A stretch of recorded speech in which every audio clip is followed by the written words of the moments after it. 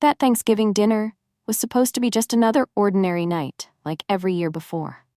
The whole family sat around the table, the clink of silverware filling the room, familiar conversations looping on repeat. But at exactly 6:47 p.m., everything came to a sudden stop.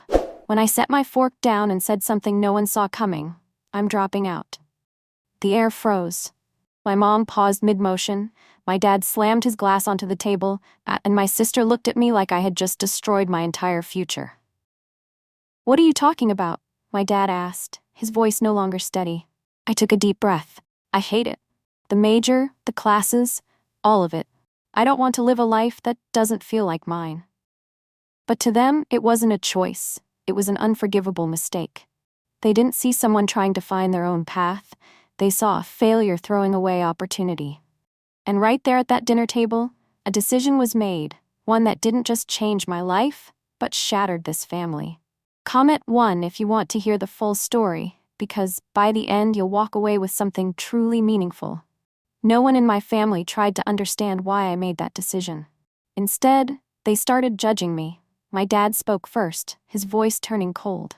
"If you drop out, don't expect any support from this family." It wasn't advice, it was a cutoff. My mom tried to sound gentler, but the disappointment in her eyes was unmistakable. "Everyone struggles at some point, Aubrey, but adults don't quit." And June, my sister, didn't hold back at all. She let out a dry laugh, crossed her arms, and said it straight. "You always choose the easy way out.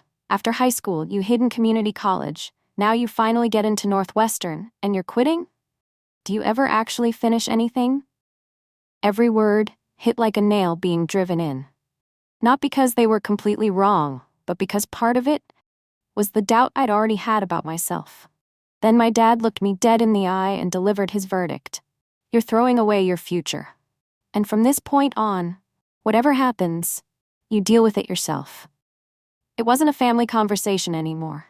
It was a sentence. In their eyes, I wasn't someone trying to find a path. I was a failure confirming exactly who they thought I was. And the hardest part wasn't being rejected. It was realizing that the people who were supposed to stand by me were the first to turn their backs. I stood up from the table while every eye was still locked on me. No one tried to stop me. No one said, "Stay." There was only silence, and the feeling that I had just erased myself from this family. I put on my coat, opened the door, and stepped outside. The Chicago cold hit my face, but it wasn't as cold as what had just happened inside. I had no idea what the future would look like. No perfect plan. No one backing me up. Just one thing I knew for sure. I couldn't go back to that life. 3 weeks later, I left Chicago. One suitcase, $1,800, and a decision everyone believed was a mistake. But what they didn't know was that this was the moment everything started to change. If you've ever wanted to walk away and start over, comment 1. New York didn't welcome me with opportunity. It hit me with reality. The editorial assistant job I'd been so hopeful about turned into 60-hour work weeks, mostly spent making coffee, organizing files, and reading manuscripts that would never get published. The salary, $28,000 a year, sounds okay, until you're paying rent for a 280-square-foot apartment in Brooklyn. The place was so small my bed nearly touched the kitchen. The shower sat right next to the sink. The walls were so thin I could hear every argument my neighbors had. I ate instant noodles 4 nights a week, saved every dollar, and lay awake most nights staring at the ceiling, wondering, did I just ruin my life? My family had almost disappeared from my life. My mom would call occasionally, but only to talk about my sister. Her promotions, her success, her new house. Those calls weren't to ask if I was okay. They were reminders of how far behind I had fallen. There were days I wanted to give up. Not because the work was too hard, but because it felt like I was proving them right. Like I really was a mistake. But through all of that, one thing remained. I wasn't pretending anymore. I wasn't living by someone else's expectations. For the first time in my life, even though I was struggling, I was on a path I had chosen for myself. And strangely enough, even at rock bottom, I still didn't want to go back. The first few months in New York were hard, but what drained me more than the job or the money was the calls from my family. Every time my phone lit up with Mom, I'd hesitate for a few seconds before answering. And almost every time, The conversation revolved around one person. June. Your sister was just put on the partner track. June just bought a condo in downtown Chicago. We're really proud of your sister. No one said it outright, but I understood. It was their way of reminding me I had chosen wrong. Then one day June called. Her voice was as cold and direct as ever. You're still living in that matchbox, are you seriously okay with that? I tried to stay calm. I'm fine. No, you're not, you're wasting your life, and worse. You're embarrassing the entire family. I said nothing. Do you know what I have to tell people when they ask about you? She went on. That you dropped out to work some meaningless job. How does that sound? Like a failure. The call ended as quickly as it began. But this time, it left something different behind. Not just hurt, but a distance, quiet, yet so deep, that for the next 12 years we barely spoke at all. There was no miracle after that.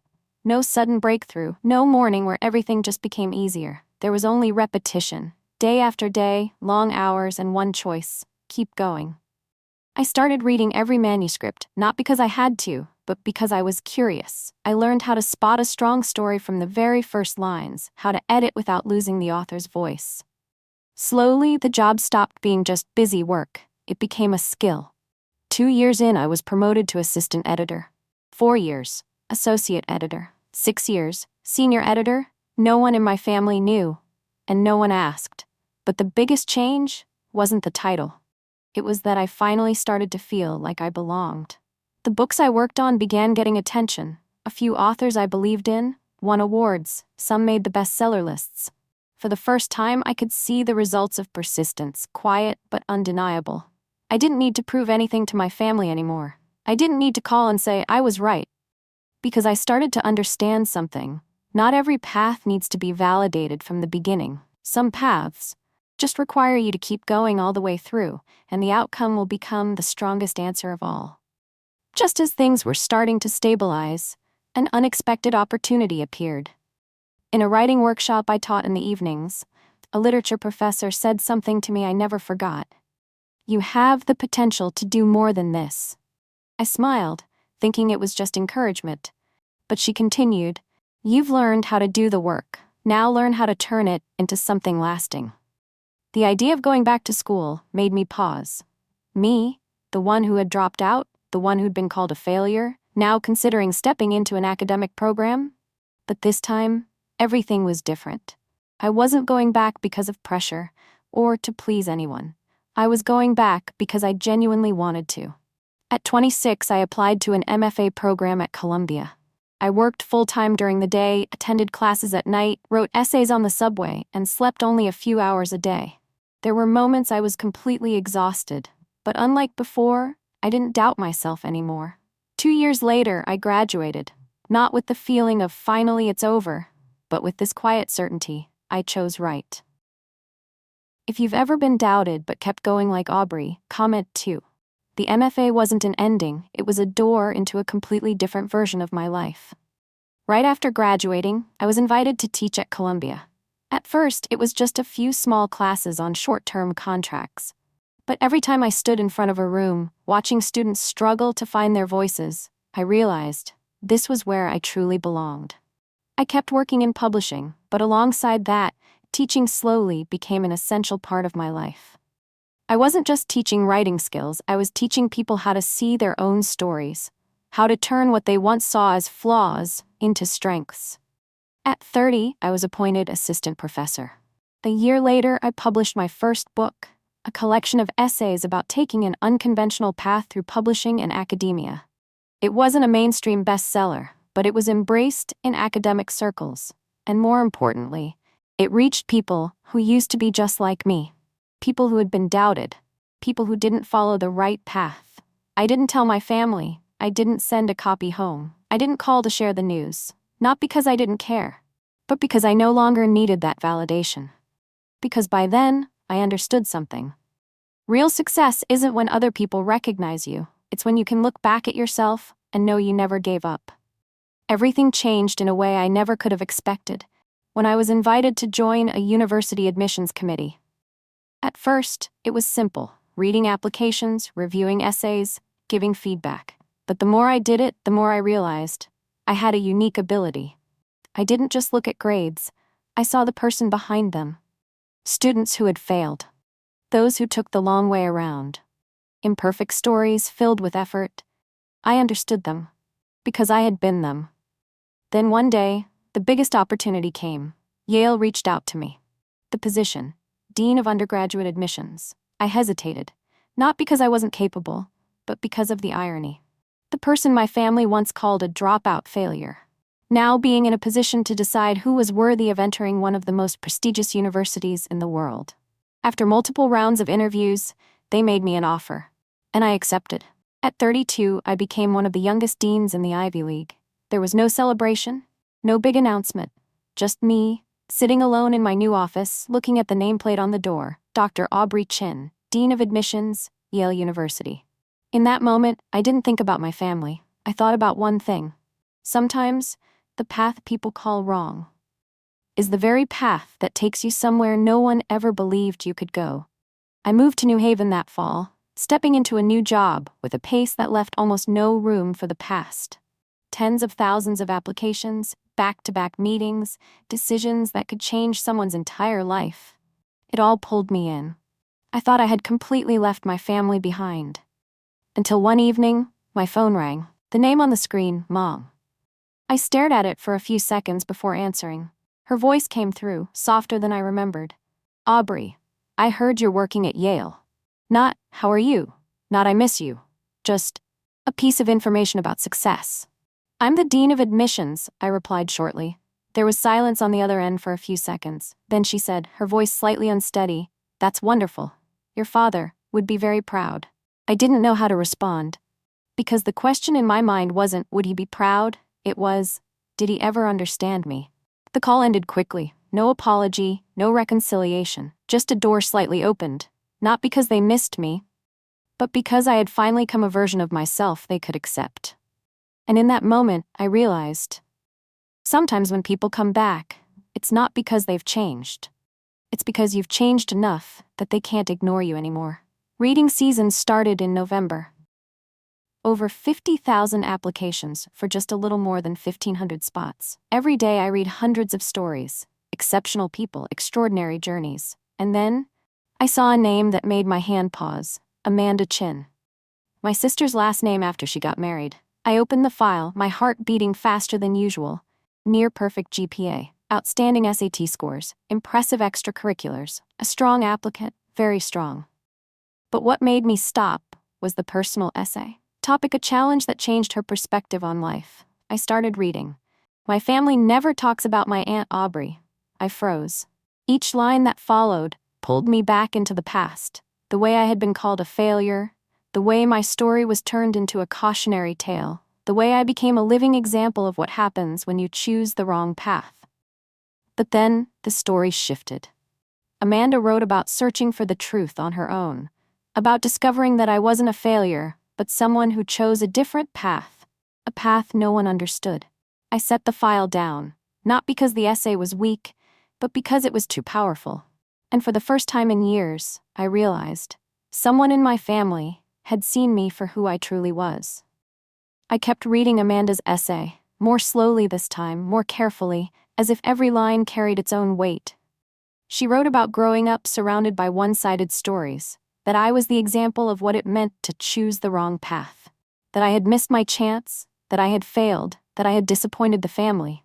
But at 16, Amanda started searching on her own, and everything fell apart. She found my records, my writing, my book, my current position, everything the family had never mentioned or had chosen not to. And from that moment on, her perspective completely changed. The person I was taught to see as a failure is actually the bravest person I've ever known.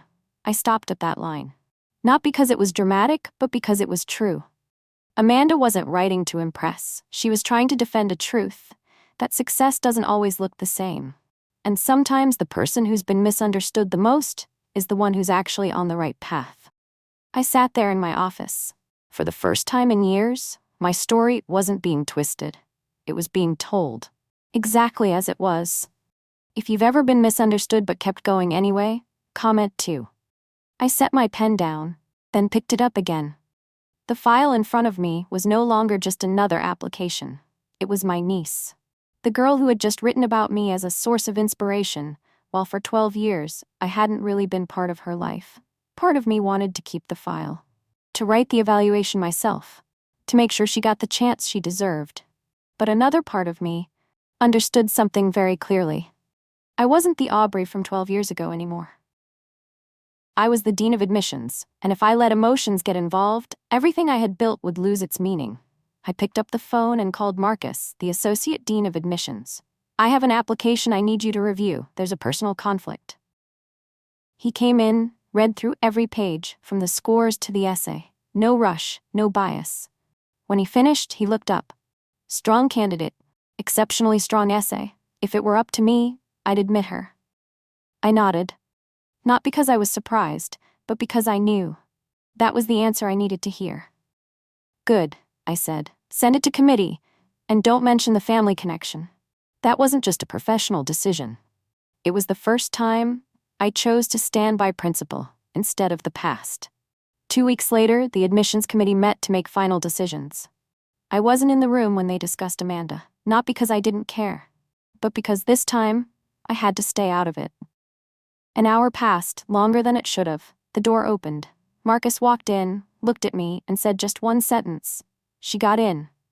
I exhaled, breath I didn't even realize I'd been holding. Not because I had helped her, but because she truly deserved it. But the next question, that was the hardest part. What would I do with this truth? I could stay silent, let Amanda receive her acceptance like any other applicant, let the story end there, or I could face the past.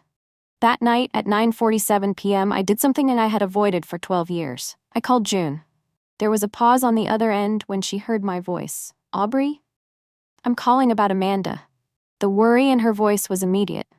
"Is something wrong?" I paused for a beat, then I said, "She got into Yale." The silence broke. She started crying, unable to hold it back. But before she could say thank you, I added, "I wasn't part of the decision." And just like that, another truth began to surface, a conversation we should have had a long time ago.